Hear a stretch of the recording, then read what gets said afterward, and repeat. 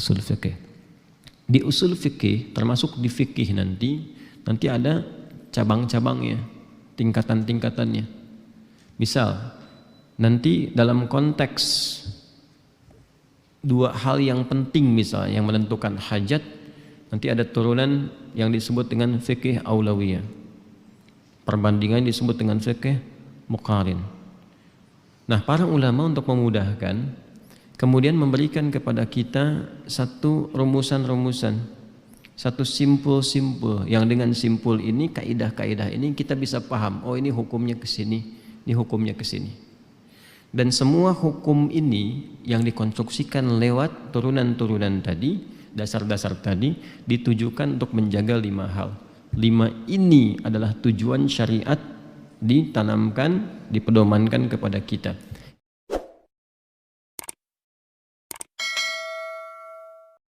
Dalil itu tidak bisa kita baca, lihat terjemahan, langsung begitu maknanya. Tidak. Ada rumusan-rumusan ilmu untuk memahaminya. Karena itu sejatinya orang belajar Quran itu pasti akan lebih pintar. Pasti itu. Karena ada perangkat ilmu yang menyertai untuk memahami Quran itu. Dan diantara sekian ilmu yang melahirkan produk hukum, nanti ilmunya ada usul fikih, dasar-dasar fikih. Fikih itu ketika sudah berbentuk produk hukum. Dalil hukumnya Al-Quran dan Sunnah. Jadi Al-Quran dan Sunnah itu di hadis itu dalil hukum namanya. Ya, landasan untuk lahirnya satu hukum dalam fikih. Ketika menjadi produk hukum itu disebut dengan fikih. Ramuan itu untuk memahami dan mengkonstruksikan sehingga menjadi produk hukum ada turunan ilmunya nanti. Di antaranya apa? Usul fikih. Di usul fikih termasuk di fikih nanti ada cabang-cabangnya, tingkatan-tingkatannya. Misal nanti dalam konteks dua hal yang penting misalnya yang menentukan hajat, nanti ada turunan yang disebut dengan fikih aulawiyah. Perbandingan disebut dengan fikih muqarin. Nah, para ulama untuk memudahkan kemudian memberikan kepada kita satu rumusan-rumusan, satu simpul-simpul yang dengan simpul ini, kaidah-kaidah ini kita bisa paham, oh ini hukumnya ke sini, ini hukumnya ke sini. Dan semua hukum ini yang dikonstruksikan lewat turunan-turunan tadi, dasar-dasar tadi ditujukan untuk menjaga 5 hal. 5 ini adalah tujuan syariat ditanamkan, dipedomankan kepada kita. Itu yang disebut dengan maqasid syariah. Kalau yang belajar di pesantren, di kampus Islam atau fokus di kajian fikih pasti paham ini insya Allah. Hukum-hukum itu harus mengacu kepada penjagaan 5 hal ini. Saya terangkan 5 ini dulu supaya mengerti. Karena sekarang orang umumnya cepat senang lompat gitu. Ya, lompat begini terus baru baca Quran segini langsung pemahamannya berdasarkan terjemahan. Nah, itu yang repot nantinya. Ya. Yang 5 ini satu, hifdzun nafsi, menjaga jiwa. Saya kasih teori dasarnya dulu ya. Walaupun pertanyaannya spesifik nanti terkait dengan maliyah, terkait harta, tapi 5 ini penting tahu minimal secara ringkas. Hifdzun nafsi, menjaga jiwa. Turunannya nanti dalil Qur'annya termasuk hadis-hadis Nabi terkait penjagaan jiwa ini itu lahirnya ayat-ayat larangan untuk membunuh, menumpahkan darah. Walaupun salah dalam mengeksekusi, nggak sengaja misalnya, ya nggak sengaja nih, misal mau berburu ya, berburu menggunakan senjata tertentu misalnya, diduga yang kena itu binatang buruan tertentu, ternyata salah, terkena manusia, terkena orang sampai meninggal. Itu pun ada hukumnya juga. Ya, karena tadi jiwa itu sangat dihormati, sangat dijaga itu, karena itu pokok yang paling menentukan dalam berkehidupan. Jadi sebelum muncul HAM ini itu Quran sudah lebih dulu. Nah, maka muncul misalnya Quran surah ke-4 An-Nisa dari ayat 92 misalnya sampai 93. Ada sebelah kanan atas itu. Wa ma kana lil mu'minin ay yaqtula mu'minan illa khata'a. Wa man qatala mu'minan khata'an Ada fatahrir raqabatin mu'minatin wa diyatun musallamatun ila ahlihi illa yasaddaqu. Itu aturannya ketat sekali loh. Jadi kalau salah terkena korbannya misalnya sesama muslim beriman, gimana cara untuk bisa menyelesaikannya? Kalau korbannya juga dari musuh misalnya, korbannya dari musuh tapi beriman, ya kan? Misal ini ada konflik antara Rusia dengan Ukraina nih. Terus ada tentara muslimnya di situ yang diikut sertakan. Ya. Misalnya yang dari Rusia, terus terjadi kontak senjata dengan yang Ukraina. Di Ukraina itu terkena yang muslim lagi. Yang nembak muslim itu muslim lagi. Nah, itu artinya terkena di antara yang beriman, yang dibawa itu dalam konteks masing-masing kan punya klaimnya gitu kan. Terus ini beriman kena nih. Tapi dalam front musuh misalnya yang sedang bersengketa itu pun ada lagi nanti. Ya, fa in kana min qaumin aduwwil lakum wa huwa mu'minun fatahriru raqabatin mu'minah. Terus kalau ada misalnya yang minta suaka jadi korban tertentu misalnya, itu pun diatur lagi. Apalagi kalau ada seseorang yang mencoba atau pihak tertentu mencoba melakukan ya tindakan-tindakan pembunuhan berencana untuk menumpahkan darah. Oh, itu resikonya bisa tinggi lagi. Nah, dari sinilah konteks hifdzun nafsi itu untuk menjaga jiwa itu, maka lahirlah ayat-ayat yang menjaga supaya manusia tidak melakukan tindakan-tindakan yang membahayakan kepada jiwa. Jelas? Kemudian setelah hifdzun nafsi, hifdzul mali, menjaga harta. Jaga harta. Sudah? Konteks menjaga harta, dalam konteks inilah kemudian ada ayat-ayat turun. Ya, apa kira-kira yang bisa menjadikan harta seseorang itu terjaga? Muncullah ayat-ayat larangan untuk tidak saling mencuri, kan? As-sariqu was-sariqatu faqtu aydiyahuma di Al-Maidah itu kan. Jadi jangan mencuri, jangan merampok, jangan membegal, kan? Termasuk nanti ayat-ayat hukum terkait dengan larangan-larangan interaksi-interaksi muamalah maliyah yang melibatkan harta benda yang bisa merugikan. Di dalamnya nanti ada riba. Ya, di dalamnya ada riba. Contoh nanti turunnya Al-Baqarah itu, Quran surah kedua yang dari ayat 175 itu. Ya. Sampai dengan kalau kita mau urut ke paling bawahnya di halaman itu 281 itu. Ya. Ada paling kanan atas tuh sampai dengan ke bawah.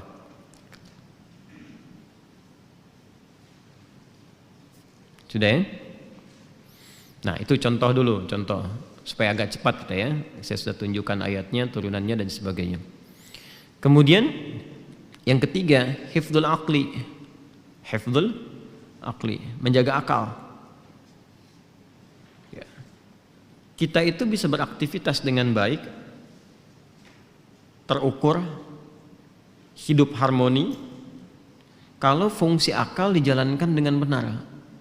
Karena bedanya manusia dengan hewan itu letaknya pada akalnya. Okay? Ayam itu buang kotoran di mana saja karena nggak berakal. Ya.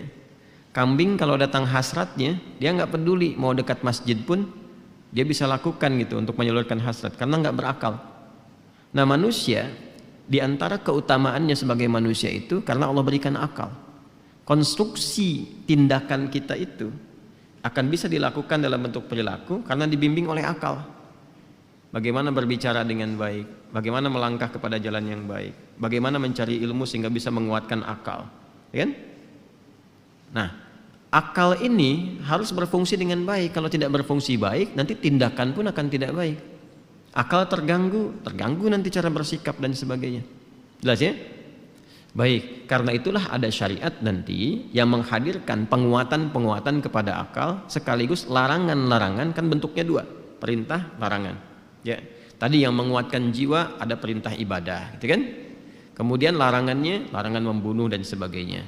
Yang terkait harta ada perintah zakat, infak, bekerja dengan baik. Larangannya jangan mencuri, jangan korupsi, jangan begal, jangan riba dan sebagainya. Kemudian apa lagi? Tadi yang ketiga akal. Perintahnya apa? Iqra, belajar, tadabbur, tafakur dan sebagainya. Larangannya apa? Minum khamar misalnya. Ya, Mira Santika, jangan terlibat narkoba. Itu sudah lama di Quran sudah ada ayatnya. Ya, misalnya di Quran surah kedua dalilnya ayat 219. Ada paling kiri sebelah bawah. Yas'alunaka 'anil khamri wal maisir qul fihima itsmun kabiru wa manafi'u linnas. Ada ayatnya? Baik. Nanti puncaknya akan digabungkan di Al-Maidah itu yang ayat 90. Ya, Al-Maidah ayat 90 sampai 91 di paling kanan pojok di sebelah atas. Innamal khamru wal maisir wal azlamu dan seterusnya sampai ke ujungnya rijsun min amali syaitan fajtanibu. Ada? Sampai nanti 91-nya innama yurid syaitanu an yuqi'a bainakumul adawata dan seterusnya. Ada ayatnya? Baik. Nah, itu gabungan tuh nanti antara yang merusak akal dengan yang mengorbankan harta. Karena biasanya kalau akal sudah rusak, pengelolaan terhadap harta pun tidak baik. Ya, maka itu ayat kan tentang larangan judi kan? Larangan judi, terus larangan konsumsi minuman keras. Ini indah nih, ayat Al-Quran itu sudah memberikan gambaran langkah-langkah ke depan bahwa biasanya judi itu disertai dengan minuman keras. Nanti ada turunannya zina dan sebagainya. Baik, 3 ya. Yang keempat, hifzun nasal. Nasal, menjaga keturunan. Hifzun nasali, menjaga keturunan.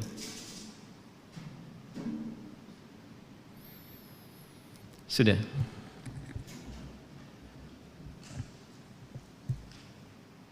Menjaga keturunan ini bagian terpenting dalam berkehidupan. Karena sifat misi kita di dunia disebut khalifah kan? Ya, di Al-Baqarah ayat 30 itu. Wa idz qala rabbuka lil malaikati inni ja'ilun fil ardi khalifah. Di antara makna khalifah itu artinya yang saling menggantikan. Dari kata khalafa, bisa yakhlifu, bisa yakhlufu, yang saling menggantikan. Karena itu fitrah hidup kita itu akan saling menggantikan. Kalau sekarang ayahnya nanti meninggal, anaknya lanjut, meninggal cucunya lanjut, terus saling menggantikan. Karena itu mesti dijaga itu keturunan itu dengan baik supaya risalah yang dibawa dari misi keluarganya bisa tersampaikan dengan baik di generasi selanjutnya. Menjaga jalur keturunan dengan baik dan akan terkait nanti dengan bab-bab yang melibatkan hubungan kekeluargaan. Misal anak itu untuk melanjutkan kan butuh bekal, dibekali harta, maka babnya masuk warisan dan sebagainya. Kalau salah membentuk keturunan ini dengan melakukan tindakan-tindakan yang mengacaukan genealogi dalam konteks nanti berketurunan, merusak bagian dari anggota keluarga, merusak nasab dan sebagainya, maka otomatis akan berpengaruh juga dalam menjalankan fungsi-fungsi regenerasi dari keturunannya. Maka disinilah muncul ayat-ayat larangan zina. Ya, wala taqrabuz zina. Ya, nanti turun hukumnya juga yang di surah An-Nur itu, ya, di pembuka ayatnya dari mulai ayat kedua itu ya, az-zaniyatu waz-zani dan turunan-turunannya. Lawan yang positif perintah untuk menikah. Ya, menghadirkan pernikahan yang Ar-Rum ayat 21 itu. Jelas? Jadi sudah kita ambil hifdzun nafsi, 1. Yang kedua hifdzul mali. Yang ketiga hifdzul aqli. Yang keempat hifdzul nasali, ada bisa nasali, ada bisa nasabi. Dan yang kelima, yang tertinggi ini, yang tertinggi, hifdzuddin, hifdzuddin, menjaga pokok-pokok keberagamaan. Ya, atau ada juga yang menyebut dengan hifdzul iman, ya, karena inti din itu kan iman kita. Hidup ini di dunia saja atau di ruang-ruang lain, di dimensi lain, di alam lain pun ada kehidupan lagi. Ada kehidupan kan? Bukan hanya di dunia kita hidup kan? Nanti setelah meninggal kan di alam kubur juga ada waiting room, itu juga ada kehidupan di situ. Di ruang tunggu itu, barzakh, ruang tunggunya namanya barzakh. Ada kehidupan. Ya. Itu dalilnya di Quran surah ke-3 Ali Imran ayat 169. Wala tahsabanna alladhina qutilu fi sabilillahi amwata bal ahya'un 'inda rabbihim yurzaqun. Jangan dikira orang yang wafat dan telah mendedikasikan hidupnya untuk berjuang di jalan Allah wafat begitu saja. Sesungguhnya mereka diberikan oleh Allah satu kehidupan yang menyenangkan, gembira, dan dilimpahkan rahmat yang sangat luas sekali di dalamnya. Artinya apa? Ada kehidupan di alam kubur. Jelas ya? Setelah alam kubur, di waiting room kan ke akhirat kan? Ada kehidupan lagi di akhirat itu. Nah, dan ini yang paling menentukan karena sifatnya abadi, nggak ada meninggal lagi. Jadi kalau dia sengsara nestapa terus, ya, kecuali dengan rahmat Allah kalau masih ada sekecil imannya, diselesaikan dulu yang kotornya, baru kemudian ditempatkan di tempat yang Allah telah tetapkan dengan rahmatnya. Kalau baik, baik terus, abadi sifatnya. Kalau ini cuma sementara. Status sosial itu sebetulnya di dunia itu cuma sementara, nggak menentukan esensi hidup. Jadi kalau ada orang menilai kita ya dengan penilaian-penilaian di bawah standar misalnya, dan kita menikmati itu dalam konteks kebaikan, nggak usah dipedulikan. Ya, jadi kalau sudah istiqomah itu kata Luqman al-Hakim, jangan terlalu banyak mendengar komentar orang. Nanti yang sudah lurus malah goyah lagi. Jelas ya? Ya kayak Bilal itu, Bilal tuh udah enjoy aja azan. Komen Nabi kan sederhana, terumpahmu udah sampai surga. Ya kan, kesimpulannya ya adzan aja masuk surga, katanya kan istiqomah aja. Ditawarin jadi hakim MA juga, ya beliau menolak dengan halus. Mau dikasih banyak harta menolak, karena khawatir merubah apa yang telah konsisten beliau jalani semasa berkehidupan dengan Nabi. Ya kita mungkin bisa berbeda, tidak harus sama seperti itu gitu. Tapi kalau sudah merasakan kenikmatan, nikmat sholat, nikmat ibadah dengan pekerjaan yang ada, ya tidak harus mendengarkan apa kata orang yang bisa merubah kebaikan itu bisa bergeser. Jelas ya? Nah, jadi akhirat itu sangat penting. Dunia itu sementara. Kalaupun meninggal, statusnya sama semua kan? Mau yang kaya, yang miskin disebut miskin, ya disebut biasa, disebut lemah. Ya meninggal juga yang kuat meninggal. Kan? Yang kaya meninggal. Apalagi yang berilmu meninggal, yang dianggap biasa meninggal. Setelah meninggal rata dengan tanah dikuburkan, statusnya sama deh. Yang paling lucu pengen disamakan. Masa penjahat dikuburkan jadi almarhum gelarnya? Almarhum kan yang disayang Allah. Ya orang tuh kadang aneh-aneh deh, pengen meninggal disayang Allah tapi melakukan perbuatan yang tidak disayangi oleh Allah. Ya setelah meninggal pengen jadi almarhum. Almarhum meninggalkan macam-macam. Untuk menjaga supaya konsistensi berkehidupan itu nyaman sejak di dunia ke alam kubur ke akhirat, nah itu bekalnya ada pada ad-din. Ad-din, ya ada pada pedoman-pedoman yang dibawa oleh risalah ad-din. Itu yang disampaikan ditunjukkan oleh Nabi Shallallahu Alaihi Wasallam.